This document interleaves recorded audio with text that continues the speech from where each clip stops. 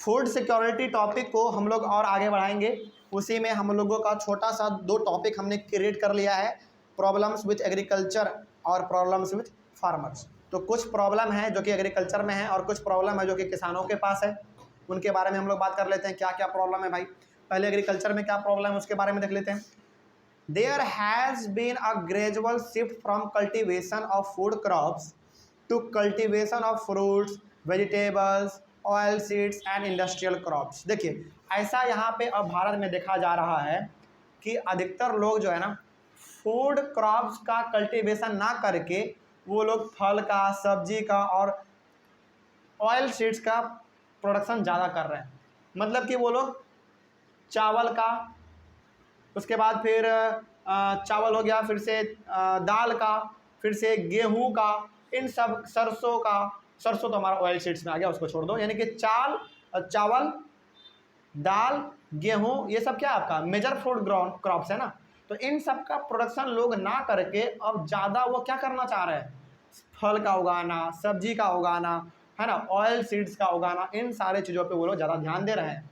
तो आप एक बात बताइए कि अधिकतर लोग भारत में सबसे पहला क्या कंज्यूम करते हैं, राइस, उसके बाद फिर आपका वीट, उसके बाद फिर आपका पल्सेस। यानी कि राइस, वीट, पल्सेस, ये आपके कुछ ऐसे क्रॉप्स हैं जो कि भारत के लोग सबसे ज़्यादा कंज्यूम करते हैं।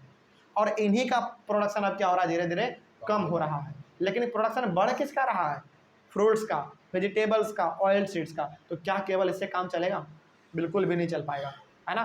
तो यहाँ पे होना क्या चाहिए, होना ये चाहिए कि सब चीज़ पैरेलल चले, सब चीज़ साथ में चले, है ना। तो ये चीज़ यहाँ पे पहला समस्या है एग्रीकल्चर के साथ। आगे, with the growing population of India, the declining food crops production puts a big question mark over the country's future food security। सोचो, दिन पर दिन हमारा भारत का पॉपुलेशन क्या हो रहा है, बढ़ता जा रहा है, लेकिन लोग क्या कर रहे हैं, मेन क्रॉप से वो शिफ्ट कर जा रहे हैं।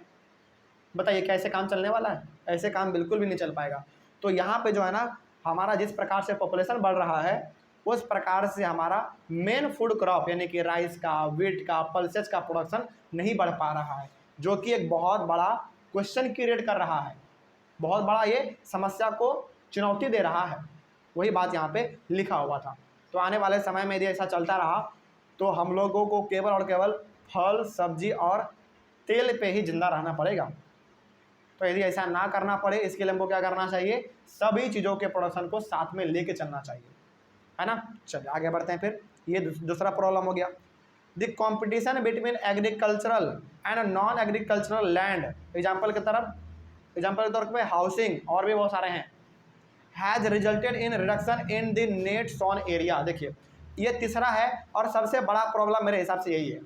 क्या है, जैसे जैसे पॉपुलेशन बढ़ रहा है वैसे वैसे बिल्डिंग्स बन रहे हैं, है ना, मॉल बन रहे हैं, जिम बन रहे हैं, हाईवे बन रहा है, स्टेट हाईवे, नेशनल हाईवे, ये सब चीज़ बन रहा है।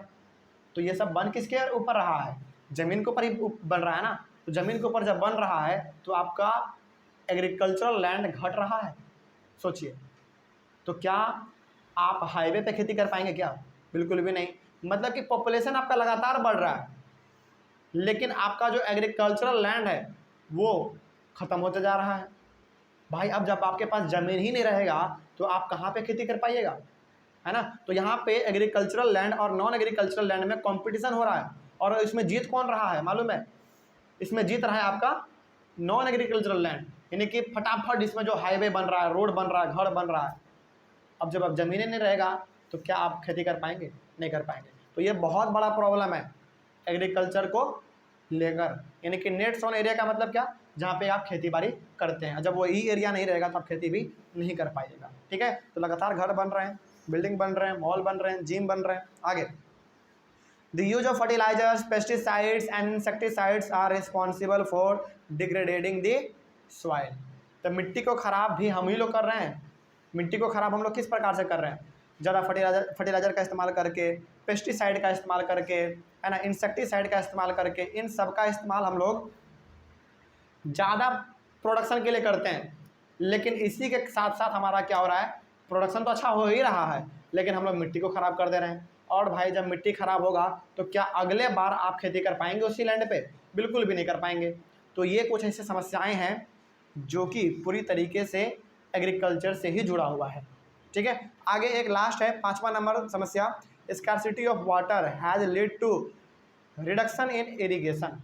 इसके साथ ही साथ ये भी एक बहुत बड़ा प्रॉब्लम है एग्रीकल्चर के फील्ड में कि हमारा जो अंडरग्राउंड वाटर है वो लगातार ख़त्म हो रहा है, लगातार ख़त्म हो रहा है, और जब पानी ही ख़त्म हो जाएगा तो किसी प्रकार से एग्रीकल्चर संभव नहीं है। तो ये कुछ ऐसे समस्याएं थे जो कि एग्रीकल्चर में हम लोगों को देखे जा सकते हैं। ठीक है, चलिए आगे बढ़ते हैं। फिर ये तो हो गया एग्रीकल्चर से जुड़ा हुआ प्रॉब्लम। अब हम लोग फार्मर से जुड़ा हुआ प्रॉब्लम क्या है ये देख लेते हैं। ठीक है, इसको हम लोग अगले वाले क्लास में करेंगे। Thank you very much.